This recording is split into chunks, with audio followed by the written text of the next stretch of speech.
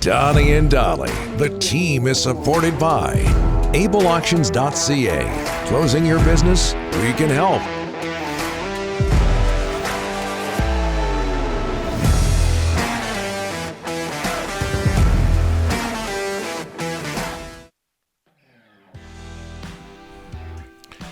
Just ahead of Jeff Paterson, Canucks defeat the Devils 6-3 Red Wings tomorrow at Rogers Arena.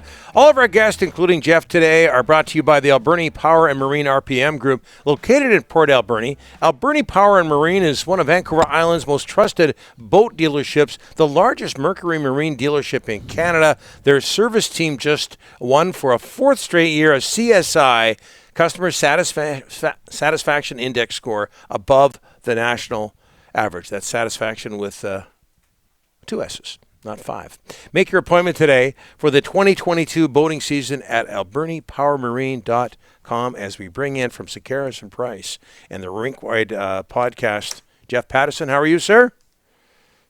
Boys, I'm doing well. I'm coming to you from the press box at Rogers Arena. I've been looking down at Elias Paterson back on the ice at practice, so there's a little bit of good news for the hockey club. And Scott Walker back on the ice as well, the assistant coach who had been dealing with some vertigo and concussion issues. Great to see him back a part of this mix. And this is fun. This is getting good now. I mean, it's been good for a couple of months, but come on, 21 games to go, and it is such the Wild West here now in this playoff chase, and the Canucks are in the middle of it. So it's going to be an incredible sprint to the finish line.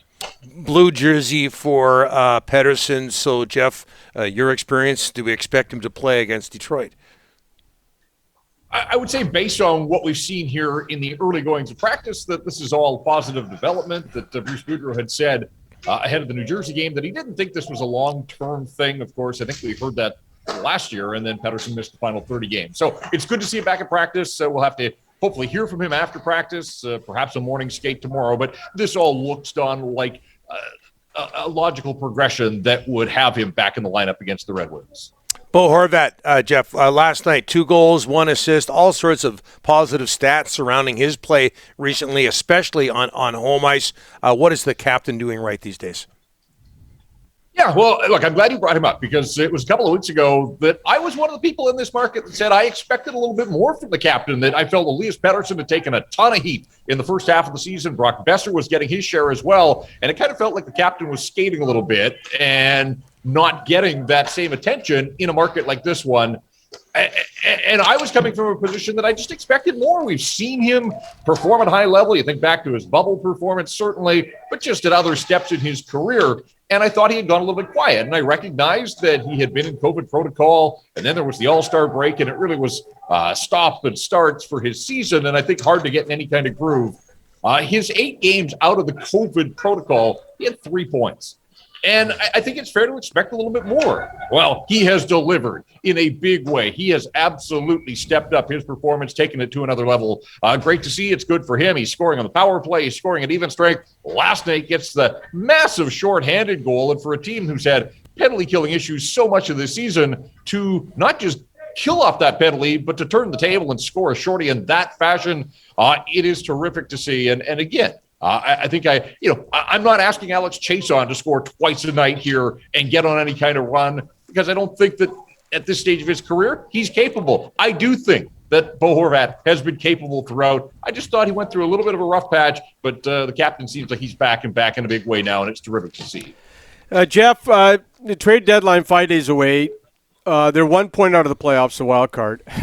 How does this change? I mean, like, you got this trade deadline, everybody wants to trade, but all of a sudden, I mean, at some point on the weekend, if they keep winning, Jeff, are they going to look to add all of a sudden? Like, what's your frame of mind? They're winning, playoffs are close, the trade deadline.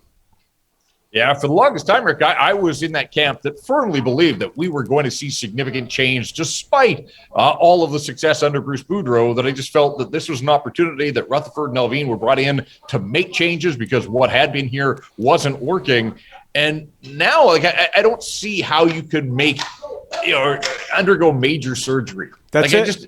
It just doesn't feel right to rip the guts out of this team that has played so hard and so well and delivered these results and put themselves back in position. And all along, we've said, outside of Tyler Mott, there really isn't this urgency. Like, you can push the Brock Besser decision. You can push the JT Miller decision. And I kind of get the feeling like that is what's going to happen here now, that they're going to try to ride it out with this group. I don't see them being buyers as good as they've been and as close as they are to the playoff bar. I don't see them adding at this stage because they still do need that cap flexibility that Rutherford has talked about since day one. But my hunch is, and it's gone awfully quiet here internally, at least at Rogers Arena, my sense is that you're not going to see significant change and that they're going to see if this group can just continue to roll the way that it has. JT Miller, my goodness, the way that he is playing right now, like we are seeing something that we haven't seen from a Canuck player in the better part of a decade, going back to the Twins now. And when you're comparing anybody in a Canuck uniform to what Daniel and Henrik did at the heights of their careers, but JT Miller's playing that well, a 2-point-a-game guy over a 13-game streak here. So, I don't see JT Miller moving. I don't see them moving off Brock Besser. I think that it's going to be a relatively quiet trade deadline for the Vancouver Canucks, and then they'll have to make those big decisions once they see where all the dust settles as far as this crazy chase to the finish line is concerned. Jeff, quickly, your thoughts. Vancouver's played 61 games. Demko's played 49. He's got the day off today, which is fine. Nothing big. Is he playing too much in your eyes or not? That's our poll question. I am a little bit worried. I mean, he's made 16 straight appearances, and that goes back prior to the All-Star break. And he didn't get an All-Star break because he represented the team in Vegas. So they have been working him a lot. 6 straight starts. And look, he's been terrific, although I didn't love the first goal last night. That one looked a little bit leaky on him, but he made some big saves as he's done for this team all season. So, yes, there are concerns, but at the same point, he is their best option, hands down, to deliver victories. He's been their team MVP for much of this year, although I think JT is now horning in on that conversation, or at least making it a conversation. But with 16, he's started or at least appeared in 16 straight. They've got 21 to go and 5 sets of back-to-backs, and so he can't play them all, and that's the concern here. I like the way they're handling him here with maintenance days and days off practice, but I do wonder, how many of these remaining 21 does he have to play, and how many of the 21 is he going to play? Jeff, a lot was made of this during Bruce Boudreau's post-game press conference. Oliver Ekman-Larsson, 17 minutes, which for him is low in terms of ice time. He also saw no time on the PK. What did you make of that?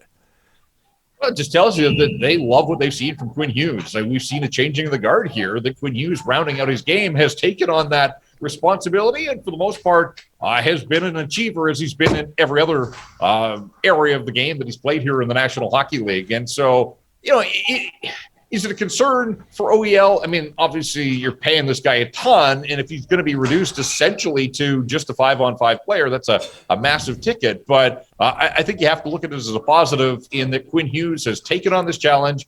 He's been able to excel in that regard. But it is fascinating to watch, Donnie, because it wasn't just this game last night. There was a game a couple of games ago where the Canucks had to kill off 4 minor penalties, and they did. And OEL had 29 seconds of penalty killing duty. So it's been a change that's been in the works here for a little while. If they have to go back to it, I suppose they can. But in the here and now, last night the penalty kill was terrific there. When the game was on the line, it was 4-3, and they had the double minor to Tyler Mott, and they had to kill that off, and they did. And then, as we said, Bo Horvat got the shorthanded goal as well. So it's great to see Quinn Hughes just rounding out his game and taking on responsibility, and I'm not surprised that he's having success as he has in every other area of the game in his time here as a Vancouver Canuck. Well, this is positive news for Oliver Ekman-Larsson because according to Rick and the people he talks to, players don't want ice time. They don't want playing time. Jeff, thanks for this. Appreciate it. Nice sweater, by the way. I like that. Looks sharp. All right. Well, I look forward to joining you guys next week after the trade deadline. Whatever happens, we'll have lots to talk about, I'm sure. Yeah, we might even call you on Monday. Thanks for this, Jeff. Okay, guys. Thanks.